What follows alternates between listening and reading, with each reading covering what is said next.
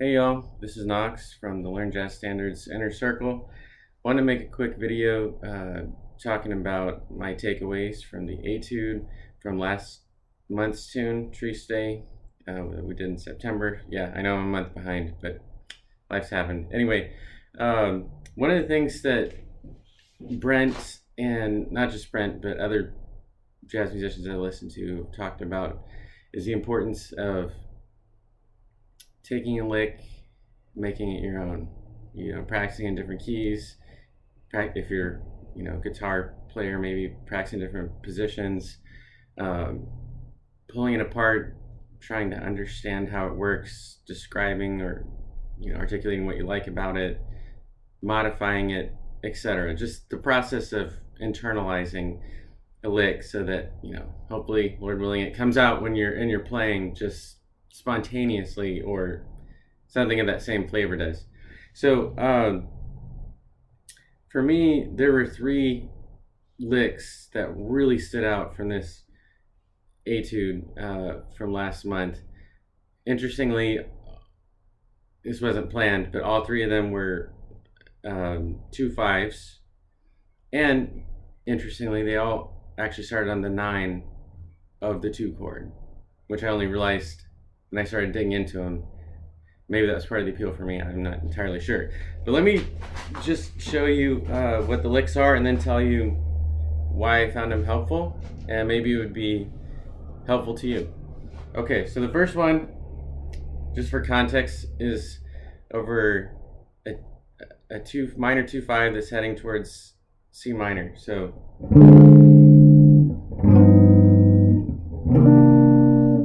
all right, so it sounds like this.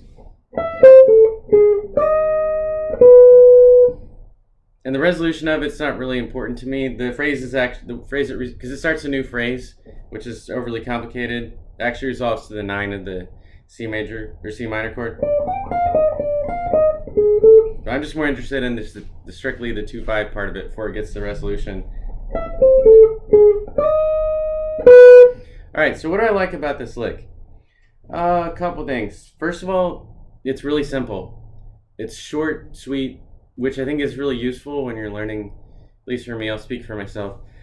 When I'm learning licks, the shorter and simpler they are, the more easily transferred they are to other contexts. Okay, the long, complicated licks might be really cool and impressive, but in my experience, they never, at least so far, come out directly in anything I play. It's just too complicated. So that's the first thing.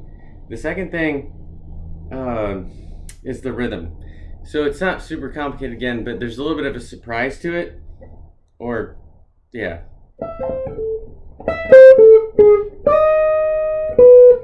Especially this last 2 notes. And I'm not going to go into the rhythmic details. I'm not a great music reader, but there's just all kind of the same rhythm.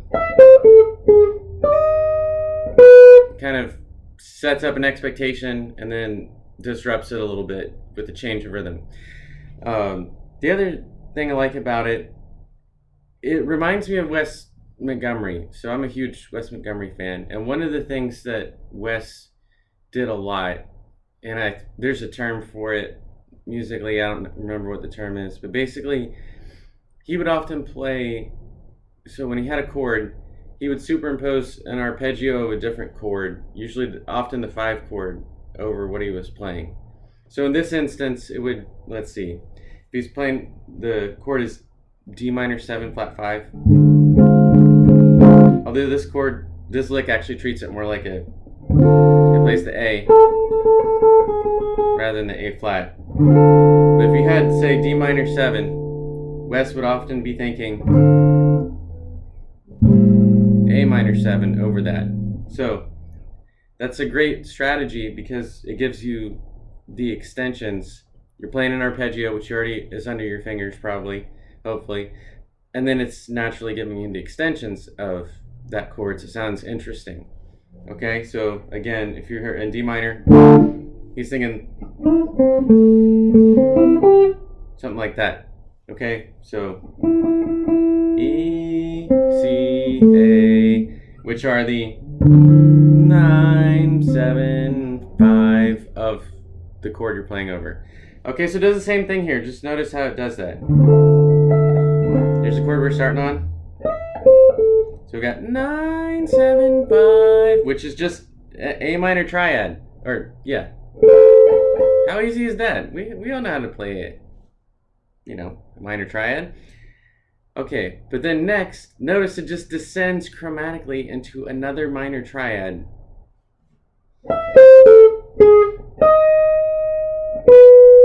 So it plays in a different order, but it's the same thing.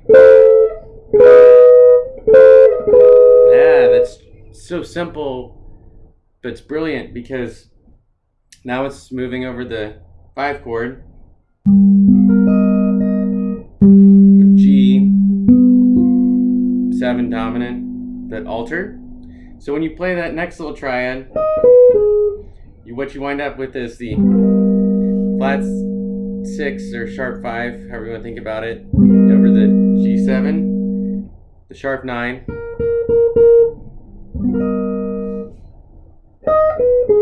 and the flat 9. So that's very dissonant, but actually as you're playing, you're not necessarily thinking complicated stuff, you're just following this little triad pattern. Now check this out. You could actually keep it up. They don't do this in the lick, but you could keep up the little minor triad pattern and again wind up superimposing the arpeggio from the 5 of the 1 that you're going to. Here's what I mean. Here's what your landing point. Now check this out. If you just did the same little strategy,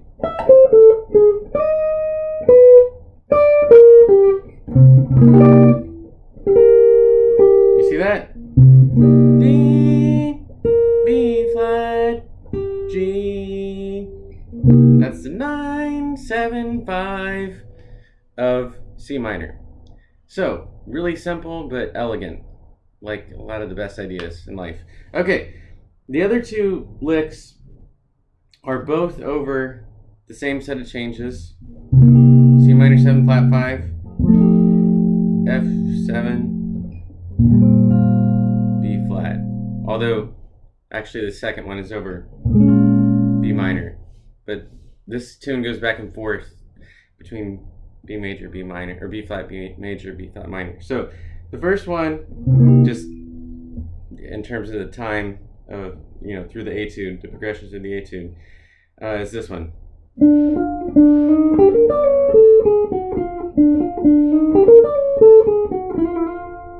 Okay, and I should have showed you other positions for that other lick, but here other ways to play this.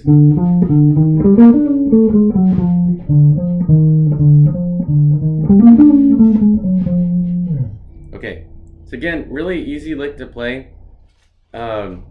This one's maybe the most vanilla of the 3, but still I think worth learning. Again, notice it starts on the 9. It does a little enclosure, which something Brent's emphasized a lot, around the E flat, the third of our starting chord here. And then again, this one actually reminded me of Wes Montgomery as well, and just generally of bebop, like Charlie Parker and that kind of stuff, because it's it's actually the same basic idea, at least the beginning of this lick, which is again superimposing an arpeggio from another chord over the chord you're playing over. So in this case, it's not the 5 chord, it's the relative major chord that they're thinking of. So C minor, the arpeggio comes from the relative major, which is E flat major 7. So just notice, that's a major 7 arpeggio. They add in this note, just kind of embellishment or enclosure.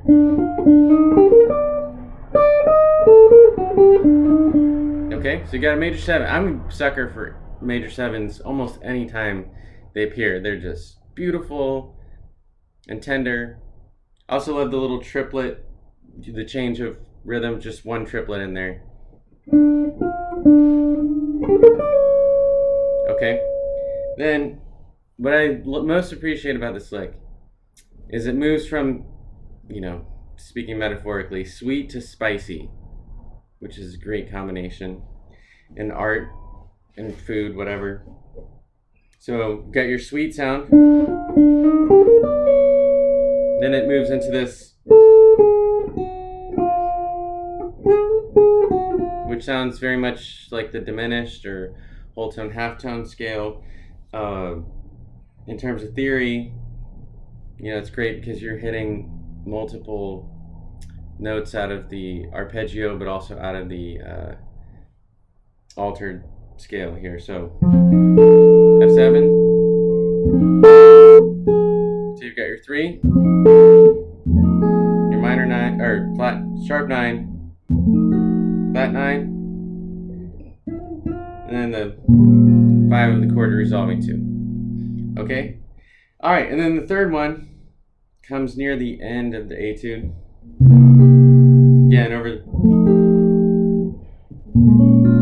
actually goes into the 1 chord minor. I'm not really that interested in the resolution of this lick, just the 2/5 part. Again, starts on the 9.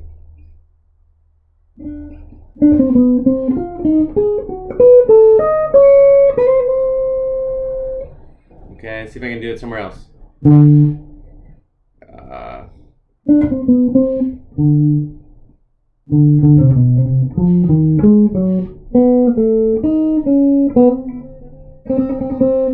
So this was the hardest lick to put into all 12 keys. The fingerings were just, I don't know, kind of quirky. Like even right there, you saw me dancing all over the fretboard. I normally try to keep fingerings of licks really tight, so I don't move around very much. This one, but the fingering relates to what I like about the lick the most. It's surprising, and you've got this ascending pattern, ascending and descending at the same time, if that makes sense. So the first part's just a kind of an enclosure around some of the target notes. Just really the 1 and the 3. Alright, so that part's not super interesting, but it's a nice beginning into the crazy, okay? Alright, so the way I think about this fits over the first chord. The rest fits over, we're thinking altered F7. Nope.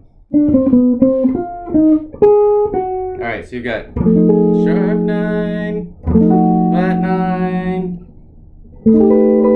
sharp 11, 3, 7, sharp 5.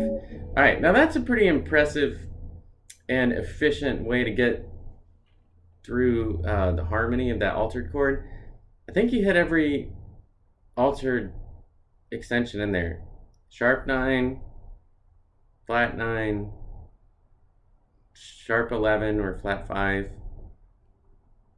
Yeah, sharp 5 or flat 13, however you want to think about it. You also hit the 3 and the 7. You almost got everything in there. And more importantly, it's got a progression to it. It's moving up, and it sounds surprising. When I first heard it, I thought of the whole tone scale, which always just has this kind of magical, like Twilight Zone sort of sound to it. So it stands out. The whole time we're like, where are we going? Are we ascending to the moon? What is happening? And then you can so easily resolve to the 9 there at the next chord. So anyway, hope that's, I don't know, inspiring or insightful. If not, whatever. All right, see ya.